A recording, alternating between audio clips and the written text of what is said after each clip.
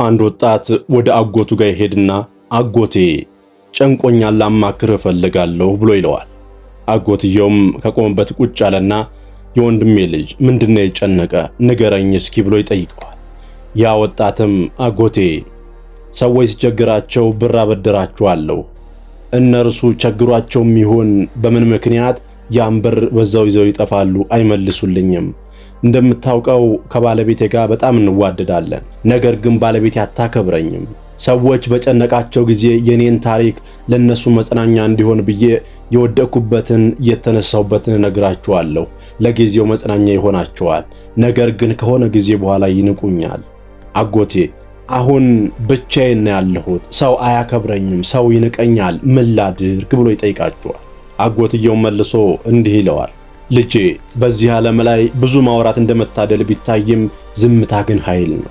ብዙ ሰዎች ለሰው ለጓደኞች፣ ለተለያዩ ሰዎች ብዙ ነገራቸውን በመናገራቸው ብቻ ብዙ ነገራቸውን አጥተዋል። አባትህም የዚህ ችግር ተጠቂ ነበር።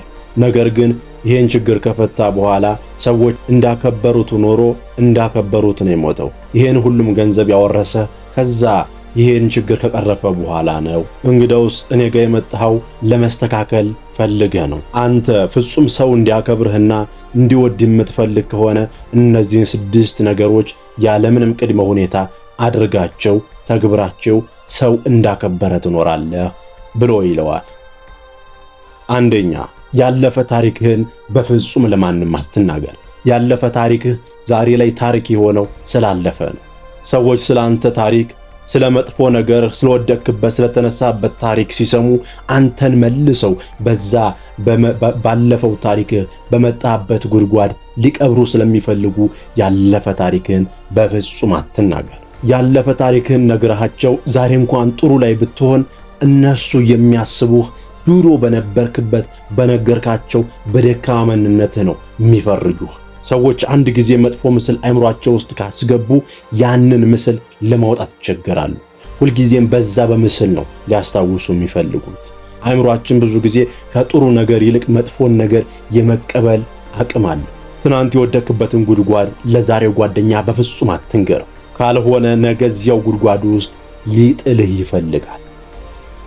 ሁለተኛው፣ ትልቅ እቅዶችንና ዓላማዎችን ለማንም ሰው አትናገር። ትልቅ እቅዶችንና ዓላማዎችን ስትናገር በሁለት በኩል ጉዳት አለው። አንደኛ፣ የሚወዱ ሰዎች ያንን ዓላማህን ስትነግራቸው በርታ፣ አንተ እኮ ጎበዝ ነህ፣ ታሳካዋለህ፣ ታደርገዋለህ ሲሉህ አይምሮህ ለማድረግ ያጠራቀመውን ጉልበት ሳይደረግ እንደተደረገ አድርጎ ስለሚያስበው ያ የደስታ ዶፓሚን ይለቀቅለትና አቅም ያጣል፣ ሳታደርገው ትቀራለህ። ሁለተኛ፣ እንድትበልጣቸው የማይፈልጉ ያንተን ስኬት የማይፈልጉ ጓደኛ መስለው የቀረቡ ብዙ ሰዎች ይኖራሉ።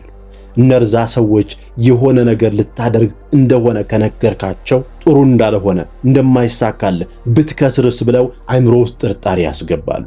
ለጊዜው ላትቀበላቸው ትችላለህ። ያማከርካቸውም ደግሞ ልትቀበላቸው ነው። ከሆነ ጊዜ በኋላ ግን ብከስርስ፣ ጓደኛዬ ያለኝ ነገር ትክክል ቢሆንስ፣ እንደዚህ ቢሆንስ ብለህ በአይምሮ እያሰብክ ያንን ሥራ ሳትጀምረው ትተወዋለህ። ሳይኮሎጂ ይህንን አይዴንቲቲ ሲግናል ይለዋል። እቅድህን መናገር ለሥራ ያለህን ዶፓሚን በከንቱ ያባክነዋል። ምክንያቱም ቅድም እንዳልነው የደስታ ሆርሞን ስለሚለቀቅ በዝምታ ሥራ ውጤትህ ይናገራል። ሶስተኛው፣ የቤተሰብህን የቤት ውስጥ ምስጢር ለሰዎች ወጥተህ አትናገር። በቤት ውስጥ የሚፈጠሩ ግጭቶችና አለመግባባቶች መፍታት ያለብህ አንተና ቤት ውስጥ ያሉት ሰዎች ብቻ ናቸው። ሌላ ማንም ሊፈታልህ አይችልም። ለሰዎች ወጥተህ ብታወራቸው፣ ብትነግራቸው፣ አንደኛ እንደ ደካማ ያዩሃል፣ ሁለተኛ ቤት ውስጥ እንዲገቡ በር ከፍተህላቸዋል። ስላንተ ወሳኝ እንዲሆኑ አድርጋቸዋል። በቤት ውስጥ ከሚስት ጋር ብትጣላ እንዲህ አታደርጋትም እንዴ? አትፈታትም እንዴ? ስለ ቤት ምስጢር ከነገርካቸው ስለ ሚስት ምስጢር ነግራቸዋል። ስለ ሚስት ባሪ ነግራቸዋል። ስለ አንተ ባሪ ነግራቸዋል። ስለ ልጆች ነግራቸዋል። ቤት ውስጥ ስላለህ ነገር ሁሉንም አውቀውታል። ስለ አንተ ሌላ ጋር ሄደው የሚያወሩት ነገር አያጡ። የነገርካቸው ነገር አለ። ቤትህን ያፈርሱታል እንጂ አያቋቁሙትም። ችግር ካለ መፍታት ያለብህ አንተው ራስህ ብቻ ነህ። ሰዎች አንተን ችግር ሲሰሙህ ችግርን ስትነግራቸው ያዘኑልህ ሊመስልህ ይችላል። ለጊዜውም ሊያዝኑልህ ይችላል። በውስጣቸው ግን አንተንና ቤተሰብህን ዝቅ አድርገው ነው የሚያስቧችሁ። የቤትህን ጉድፍ አደባባይ ላይ አታውጣ። ክብር የሚጠበቀው በቤትህና በሚስጥርህ ነው። አራተኛ የገቢህን መጠንና የሀብትህን ልክ በፍጹም አትናገር። ስለ ገንዘብ ማውራት ምንም አይነት ትርፍ የለው።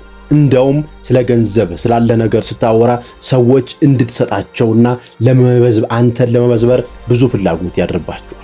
እማትሰጣቸው ከሆነ ተቀያይመው ይሄዳሉ። የምትሰጣቸው ከሆነ ቅድም እንደነገርከኝ ሳይመልሱልህ ይቀራል። ገንዘብ ከሌለህ ደግሞ ይንቁሃል፣ ዝቅ አድርገው ያዩሃል፣ እንደ ደካማ ይቆጥሩሃል።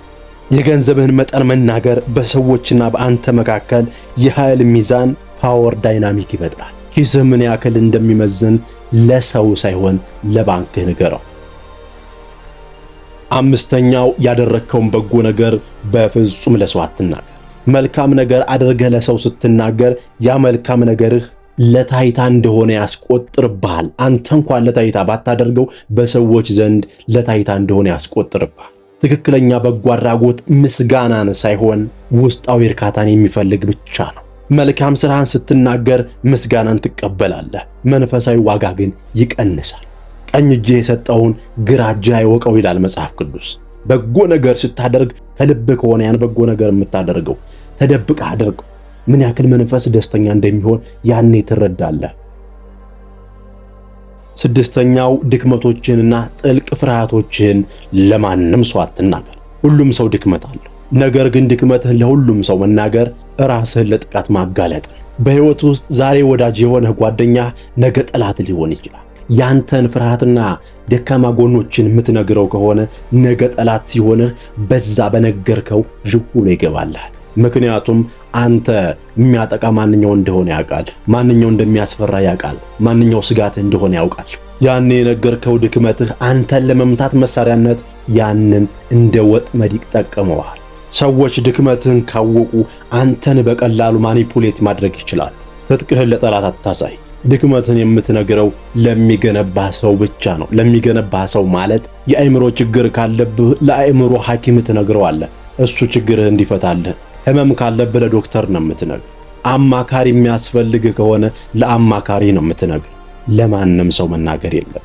የወንድሜ ልጅ እነዚህን 6 ነገሮች በሚስጥር መያዝ መቻልህ የውስጥን ጥንካሬ ገነቡታል። ሰዎች ስለ አንተ ጥቂት ከሆነ የሚያውቁት ለአንተ ያላቸው አክብሮት ትልቅ ይሆናል። አንዳንድ ጊዜ አይታችሁ ሊሆን ይችላል። በጣም የሚያወራን ሰው ሰዎች ይንቁት። በጣም ዝምተኛን ሰው ደግሞ ስለሱ ማወቅ ይፈልጋሉ።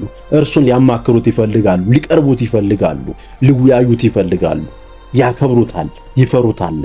የሚለፈልፈን ሚስጥሩን የሚያወራ የሚናገረን ሰው ግን ማንም አያከብረው። ማንም ውስጡን ያውቃላ፣ ሚስጥሩን ያውቃል። አንተ ያለ የሌለውን የምትቀባጥር ሳትሆን ዝምተኛ መሆን አለብህ። የተወደዳችሁ ተከታታዮቻችን አጎት ለወንድሙ ልጅ ያስተማረው ምክር እንደሚጠቅማችሁ አንጠራጠር። ቪዲዮ ከተመቻችሁ ሰብስክራይብ በማድረግ ቤተሰብ ሁኑ። ሌሎች ጋር የሚደርስልን ዘንድ ላይክ ማድረግ አትርሱ።